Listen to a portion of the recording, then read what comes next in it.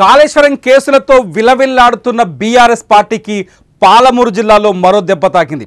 పాలమూరు జిల్లా ఉమ్మడి పాలమూరు జిల్లా బీఆర్ఎస్ అధ్యక్షుడు ఎవరైతే బీఆర్ఎస్ అధ్యక్షుడు బాలరాజు గువ్వల బాలరాజు పార్టీకి బీఆర్ఎస్ పార్టీకి రాజీనామా చేశారు. బాలరాజు తన రాజీనామా లేఖను బీఆర్ఎస్ పార్టీ అధినేత కేసీఆర్కి పంపించారు. బీజేపీలో తాను చేరబోతున్నట్టుగా ఒక వైరల్ ఆడియో కూడా బయట రిలీజ్ అవుతుంది. గువ్వల బాలరాజు ఆడియోలో మాట్లాడిన మాటలు చాలా ఆసక్తికరంగా మారుతున్నాయి. పాలమూరులో ఏదైతే మహబూబ్ నగర్ జిల్లాలో గువ్వల బాలరాజుకి పార్టీ నుంచి ప్రాధాన్యత తగ్గినట్టుగా తెలుస్తోంది.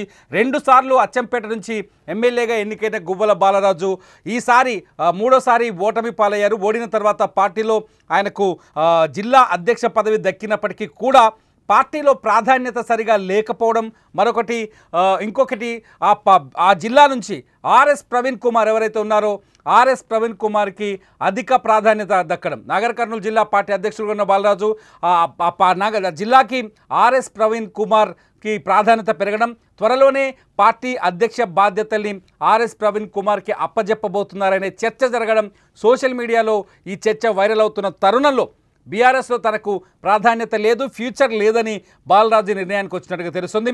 గువ్వల బాలరాజు త్వరలోనే అంటే రేపో ఎల్లుండి ఈ 2 రోజుల్లోనే బీజేపీలో చేరబోతున్నాడు. అంతేకాదు బీజేపీ తాజా అధ్యక్షులు ఆయనతో భేటీ అయ్యారు. ఆదివారం రాత్రే తాజా అధ్యక్షుడితో భేటీ అయి తన చేరిక పైన స్పష్టత కూడా రామచంద్రరావుతో భేటీ అయి తన చేరిక పైన స్పష్టత కూడా ఇచ్చినట్టు తెలుస్తుంది. గువ్వల బాలరాజు ఆదివారం రాత్రే బీజేపీ అధ్యక్షుడు రామచంద్రరావుతో భేటీ అయ్యారు. పార్టీలో చేరిక పైన క్లారిటీ కూడా వచ్చినట్టుగా తెలుస్తోంది. 2-3 రోజుల్లోనే బాలరాజు అధికారికంగా బీజేపీలో చేరబోతున్నారు. అయితే ఆ గువ్వల బాలరాజు పార్టీ మారే ముందు తన కార్యకర్తలతో ఫోన్లో మాట్లాడిన ఒక ఆడియో ఇప్పుడు ఇంట్రెస్టింగ్గా మారింది. చాలా స్పష్టంగా ఆయన చెప్తున్నారు, ఎలాగో బీఆర్ఎస్ పార్టీ బీజేపీలో విలీనం కాబోతుంది, పార్టీ కంటే ముందే నేను బీజేపీలో విలీనమైతే తప్పేంటి అంటూ ఆయన తన కార్యకర్తతో ఫోన్లో మాట్లాడిన మాటలు ఇప్పుడు వైరల్ అవుతున్నాయి. గువ్వల బాలరాజు చేసిన వ్యాఖ్యల్ని ఒక్కసారి వింటే ఆయన బీఆర్ఎస్ పార్టీలో ఆయనకు తగ్గిన ప్రాధాన్యత, ఆర్ఎస్ ప్రవీణ్ కుమార్కి పెరిగిన ప్రాధాన్యతతో పాటు బీజేపీలో ఎందుకు చేరుతున్నారనే విషయాలపైన మనకు కూడా అవగాహన వస్తుంది. ఒకసారి ఆయన ఏం మాట్లాడిందో విందాం. గుడ్ మార్నింగ్ అన్న. అన్న అయితే రాజీనామా చేసిన అన్న మిషన్ చూద్దామని చూస్తున్నాంట అన్న ఏం చేద్దామని చూస్తున్నాంక అన్న రాజీనామా అయితే చేసేసిన. ఎందుకంటే వాళ్ళు విలీనం చేస్తారంట, పొత్తు పెట్టుకుంటారంట అన్నప్పుడు మనది ఎగిరిపోతుంది కదా. ఫస్ట్ అప్పుడు బీజేపీ పోరాటం చేసినాం కదా. అవునన్నా. అదే పోయి మనమే డైరెక్ట్ వాళ్ళతో కలిస్తే అయిపోతుంది కదా వీళ్ళకంటే ముందే. అవునన్నా. అదొకటి ఇప్పుడు మన హరీష్ రావుకి ఇచ్చారు కానీ నిన్న హరీష్ రావును ఆర్ఎస్ పవన్కు నిన్న మనని కాదని అధ్యక్ష అది ఇచ్చారు కానీ. అదే కదా ఫోన్ ఇచ్చినప్పుడు మనం ఎందుకు మనం కాదని టికెట్ ఇచ్చారు ఆయనకు. అవును అవునా కదా. అవునమ్మా. అరే ప్రవీణ్కి ఇచ్చింది పేపర్లు వచ్చిందా? కామన్గా ఫేస్బుక్లలో పెట్టుకుంటారా వాడు నార్కలుడు భాష అంటాడు కదా ఆయన పెట్టిండదు ఫోటో. మీరు కూడా నాకు వాట్సాప్ ఓకేనా.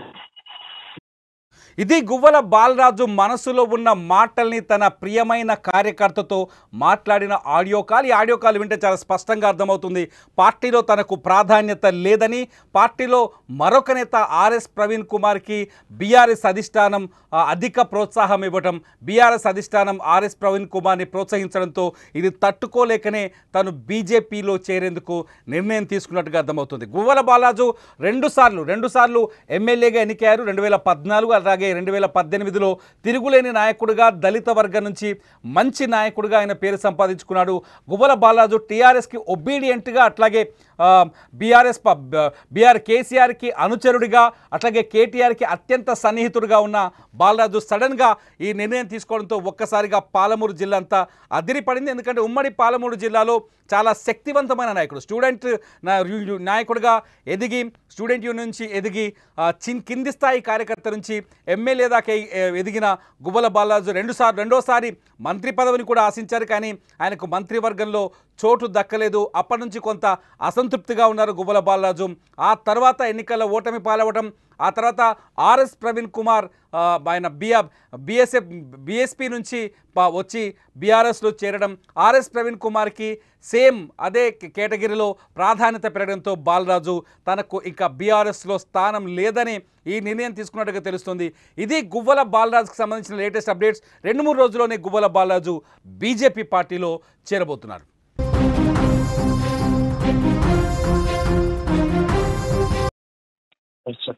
గుడ్ మార్నింగ్ అన్న. అన్న ఇది వార్తలు బీజేపీలో కరెక్టే. అయితే రాజీనామా చేసిన అన్న మిషన్ చూద్దామని చూస్తున్నాంట. అన్న ఏం చేద్దామని చూస్తున్నాంక అన్న రాజీనామా అయితే చేసేసిన.